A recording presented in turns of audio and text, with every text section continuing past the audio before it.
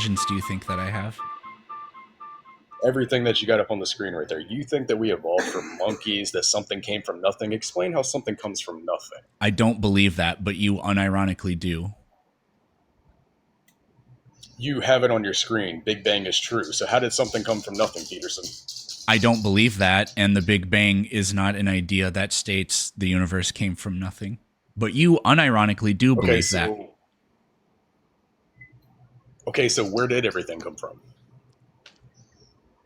Uh, I have no idea if anything came from anything. So, James, You have no idea. Okay.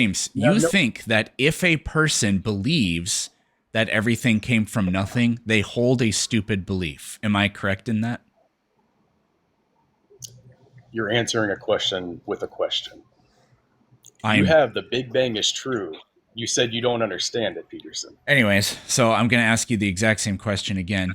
It seems to me that what you came up here, one of the things you did was you claimed Peterson holds a belief that everything came from nothing, which is logically absurd or just plain stupid. That is what you think? Okay, then explain the Big Bang. If it didn't come from nothing, where did it come from? We don't know. But that's beside the point because I'm just asking you, do you think that if somebody holds a At least you're belief honest. that things came from nothing, that they hold a stupid, illogical belief? Wait, are you implying that things did come from something? Maybe an intelligent source? Okay, so we can just skip to the end here. What did the creator you believe in create the universe out of? I don't know. Just like you don't know where everything came from. So you don't believe in creation ex nihilo? Was that a run on sentence? You said you don't believe in creation XE hello? A run-on sentence. Oh boy. No, it like that sentence literally only contained two clauses. You haven't started talking about my dad yet. Oh, yeah. Now I remember. I talked to a lot of people, so it's hard to remember who I specifically made fun of.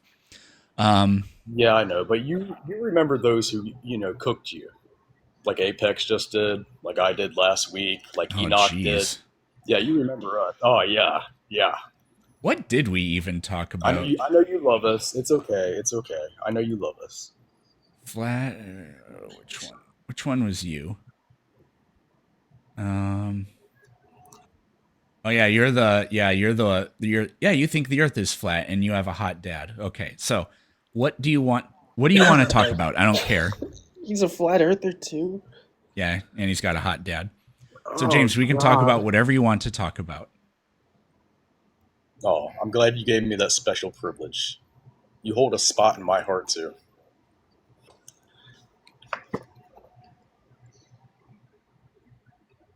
Are you going to pick a How about topic? Yeah, how about 8 inches per mile squared? 1 degree for 69 miles. 3959, 24901, 238,900 miles to the sun with a diameter of 867,000 miles. Yep, But does those that are mean it those went are through numbers. Five, Yep. six a miles. flat Earth? Yeah, those are all important numbers because that's what Mhm. you believe in. You should know this stuff. And I asked you about the scientific method. I gave you a week to figure this out and you haven't done it. Come on.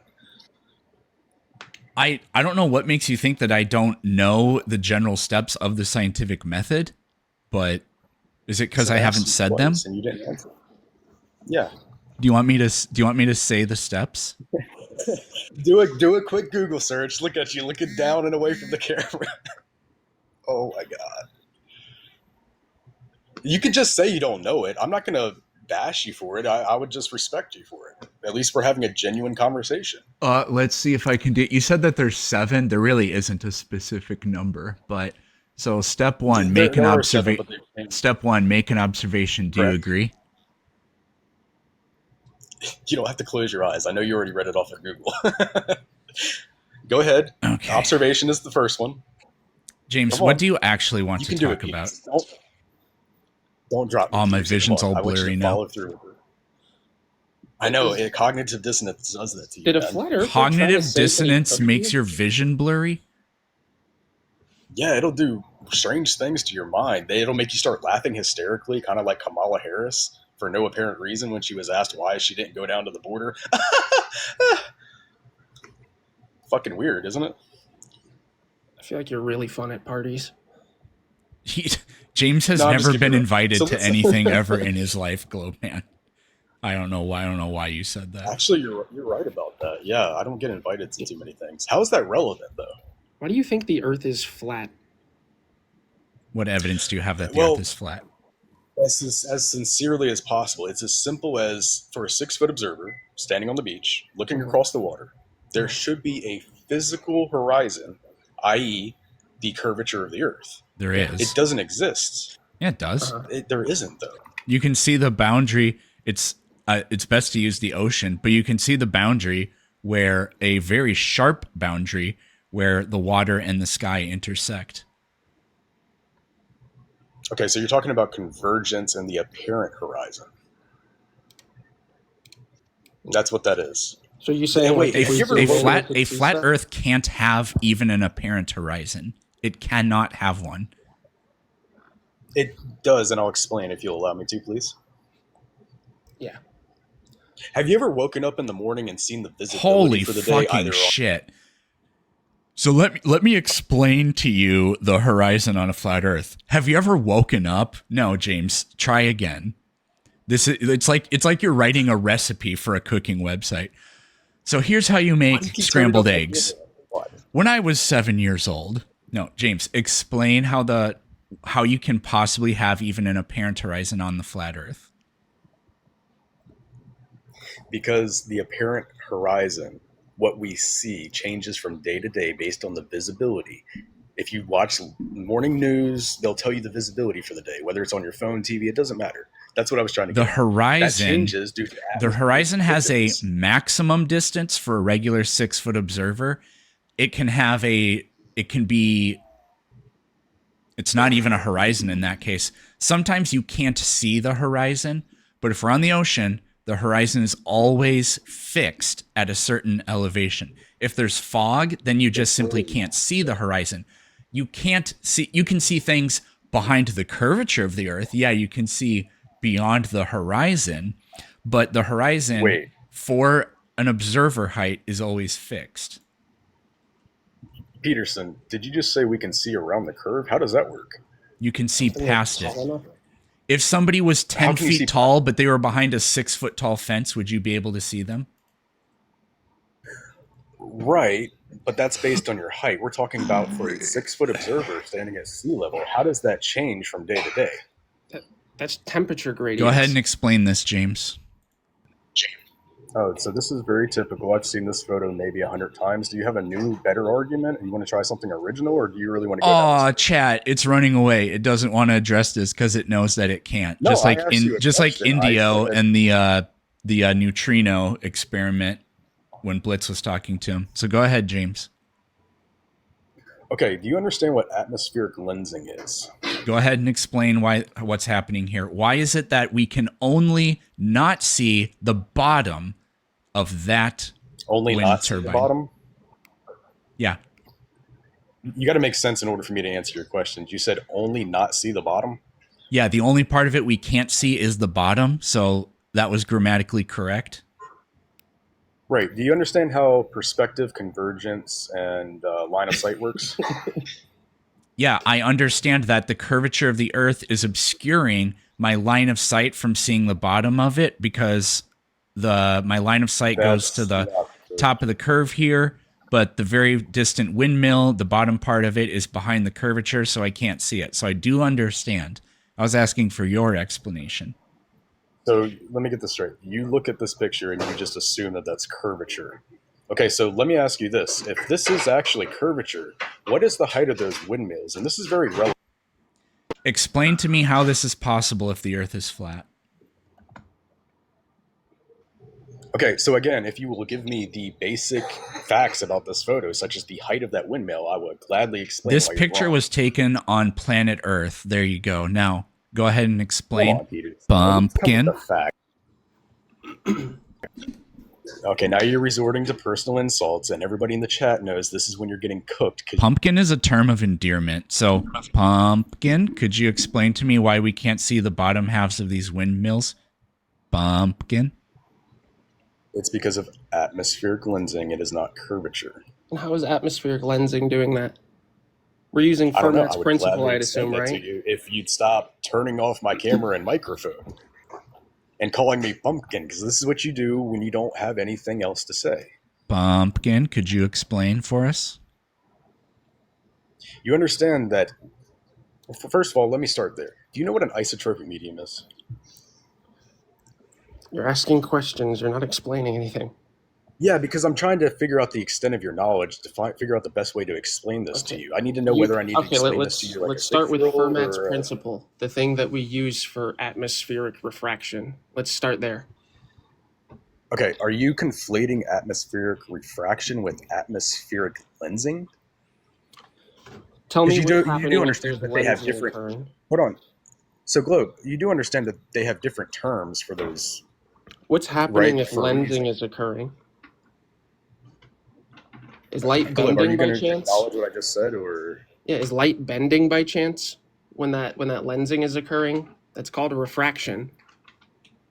You have to call him No, Pumpkin or he won't I'm understand not what you're talking saying. about refraction. See, you're conflating atmospheric refraction with atmospheric lensing. They're two Okay, so distinct things. what kind of lensing is occurring to make the bottom half of the windmills disappear, Well, if but you not the could top? zoom in on this image, what you'll see is heat rising and water vapor off the surface of the water. That acts Uh-huh. as a lens. You Yeah. understand? That's why I was asking you about isotropic And mediums, that's making because I'm assuming. 500-foot tall windmills disappear? Well, first of all, they're not completely disappeared. Also, refraction isn't this magical thing where it magically stops just to support your claim as it being a physical horizon.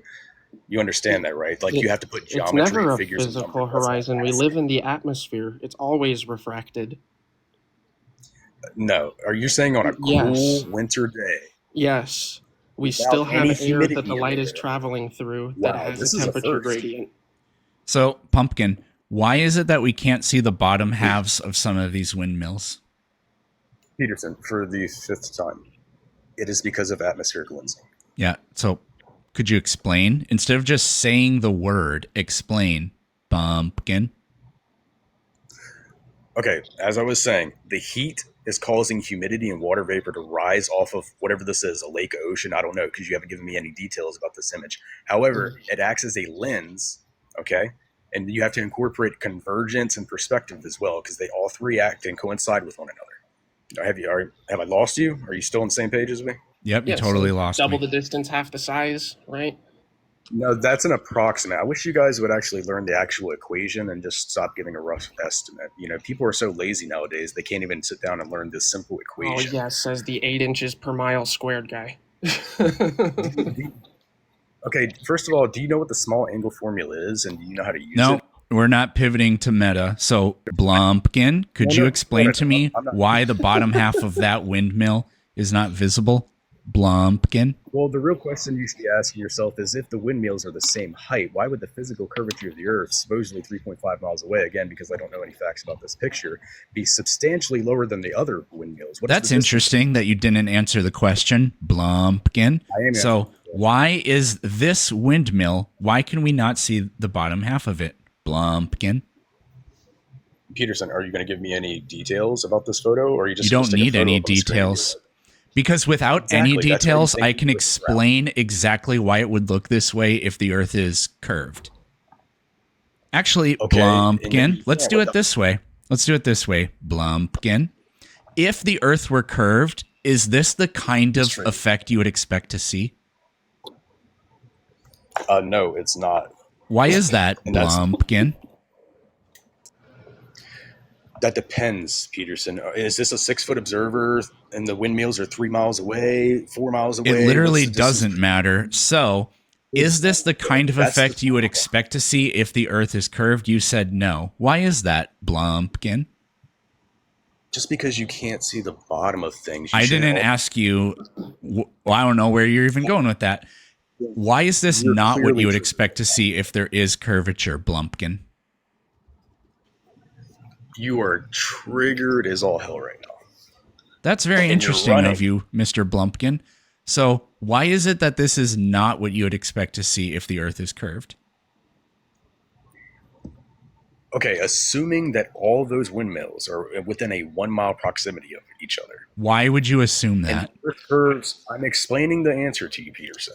I'm going off of estimates because you won't give me the exact figures because apparently You're you don't giving think an the numbers matter. estimation in order to create a scenario that you think delegitimizes it, but you don't have that information. So this is just a generic claim. If the Earth were curved, wouldn't things that are farther away have the bottom part of them obscured by the curvature of the Earth? That's the question, Blumpkin. Peterson, I feel like It's a yes or no question. If the Earth were curved, then wouldn't things that are farther away have more of them obscured by the curvature of the Earth than things that are closer? Blumpkin? That is a bird brain question. The real question you should be asking yourself is how much should it be obscured? And that's where the facts. Nope. So, yes or no, would you expect to see things that are farther away have more of them obscured than things that are closer if the Earth is curved? Blumpkin? If you can't answer third grade questions, which this is, according to you, then we have a real problem here, Blumpkin. Even if you have the details, it doesn't help you. Literally turned off my camera and you're continuing. Chat, it can't answer a third grade question. So this is the last time, and then we're going to switch to a different topic. So, Mr. Blumpkin, would you expect that things that are farther away have more of them obscured by the curvature of the Earth if the Earth did have curvature? That would be the case, yes. Okay, there we go. I take your concession. So, why does the southern sky rotate in a different direction than the northern hemisphere sky? First of all, if you're standing in the southern hemisphere looking to the north, the stars are going to be rotating one way. If you are standing in the northern hemisphere and you're looking south, would you expect them to still be turning the same direction or a different direction? On a globe, then I would absolutely expect them to be turning in different directions. On a flat Earth with a singular fixed firmament, this is physically impossible, which is why I'm asking you to explain it. No, as in you're not going to. Go ahead, Blumpkin. I'm answering your question. Okay, so even on a flat surface, stationary topographical plane, if you were standing, first of all, do you even know what the distance between the North Pole and the equator is? That's extremely interesting of you, Blumpkin. Now explain to me how they can rotate in different directions. I'm trying to explain this to you in a mathematical approach, in a mathematical way, but you're not providing any explain facts. It simpler than that. Explain it. How can I explain it much more simpler than just giving you the term? Just clockwise versus counterclockwise. That's it. You can stand in your room, turn on your camera, and spin in a circle. You can just visually demonstrate. Here, if you need to. Here, Blumpkin, let's do this. So we have the sun and the moon, right? And those are rotating. Hey, Blumpkin, if you're in a different hemisphere, do you see the sun and the moon coming from different directions ever? Okay. Peterson, pause the image if you can. Blumpkin, Globe Man. Oh, sorry. I thought we were having a say each other's username contest. Anyways, so the sun and the moon, they're rotating around the flat Earth, right? But when people in the southern hemisphere look at the sun and the moon, do they see them approaching from a different direction than people in the northern hemisphere, Mr. Blumpkin?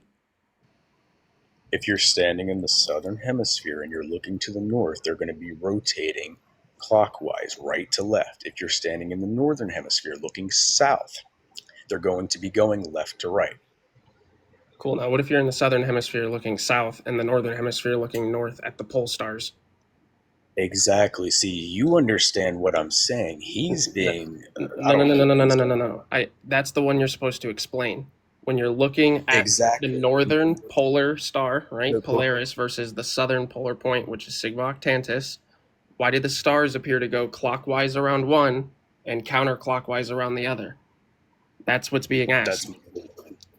Bring up James, you're also completely wrong. No matter where you are on the flat Earth looking at the sun and the moon, they're always going to be going, this is going to be clockwise. If you're in the north looking south, they go that's clockwise. If you're in the south looking north, they're still going clockwise. Even if you turn around, they're still going clockwise. You have to I can't draw that here for you. You just have to imagine that. But place yourself anywhere where my cursor is and look at these, and you'll see that no matter where you're standing, they're going clockwise. God, bro. Oh, you're false god. Yeah, I know. So we have two things going around the Earth, the sun and the moon. On a flat Earth, they're going around. And no matter where you look, they're going clockwise. But the stars in the sky don't do that. Your job, Mr. Blumpkin, is to explain why that is. And you can't use perspective because we know that no matter what your perspective is and no matter where you are on the flat Earth, the sun and the moon are always moving clockwise. So, Mr. Blumpkin, explain how it works for the stars. Peterson, if you cannot, you turned off my camera again. Yeah, look, I know, because it's gross. I think that you have trouble grasping some things, and I get that you're in front of the camera in front of 700 people, and you don't want to admit that you don't. 738, so you literally can't weed. Well, it could just be that what I see on mine is different than yours. Like, you understand that happens on TikTok. Nothing has ever happened on TikTok before. So, Mr. Blumpkin, you're not answering the question. I already answered the question, so have other You said people. perspective, but we've just demonstrated that perspective can't make it change directions. So, try again, Mr. Blumpkin. First of all, I never said that it changed directions as if it physically changed its projection. It can't even make an apparent change of direction, Mr. Blumpkin, which we demonstrated by looking at the sun and the moon and how no matter where you stand and no matter what direction you look, they're always moving clockwise. So, explain how it works with the stars. I'm just going to keep saying the same thing and what everybody else has told you, Peterson. If you can't understand it, then I don't know what to tell you. What am I not understanding? Go ahead and explain it. If you were standing in the center of that map right there and you're looking at that sun and you're looking to the south, it is going from your left to your right. It's going clockwise. It's going clockwise. Don't say left to right. It's going clockwise. The stars don't do this. The stars are going clockwise in one hemisphere and counterclockwise in the other hemisphere. You cannot look at the sun and the moon in this model from anywhere and see them going counterclockwise. So this doesn't work for the stars. Am I taking your concession again? Let's take it slow and just take it step by step. Okay. Will you concede that if you were standing in the middle of that map up by Antarctica, no matter where you stand on this model with this animation, you cannot stand anywhere and observe the sun and the moon go in any direction other than clockwise. Peterson, are you going to meet me in the middle and have a constructive conversation? Absolutely not, because I can tell how dishonest you are. It is not possible to see this go in any direction other than clockwise. And your thing about left to right versus right to left, that only depends on if you're taking the proximate versus the distant perspective first. You can literally just choose one or the other and always make it left, right, right, left. So now that we have established that you cannot stand anywhere and observe the sun or the moon go in any direction other than clockwise, why is it that stars can be going clockwise or counterclockwise depending on where you're standing?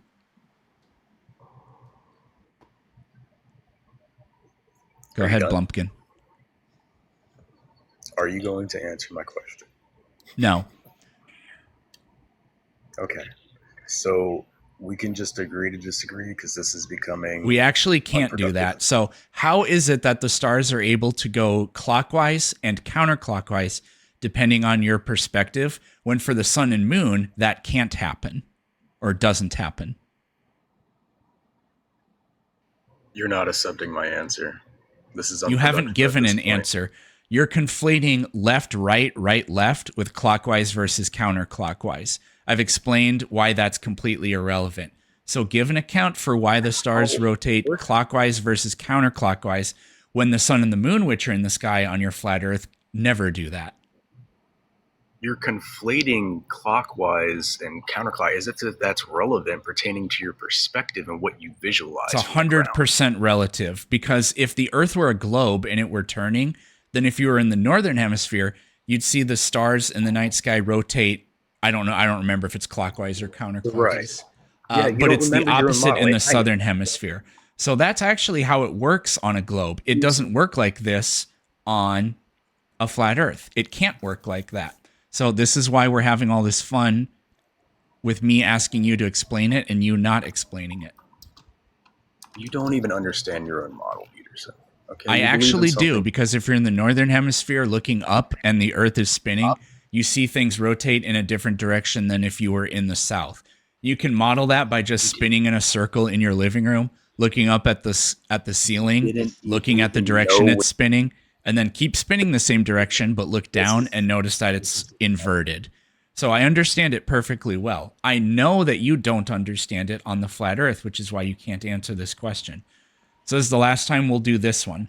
Give an explanation for how the stars in the southern hemisphere rotate in a different direction than they do in the northern hemisphere. I have given you the answer. Okay, you absolutely have not. You've just said perspective, and then you tried to say that left-right versus right-left is an actual answer. Nope. One has to go clockwise, one has to go counterclockwise, and you can't explain why that is.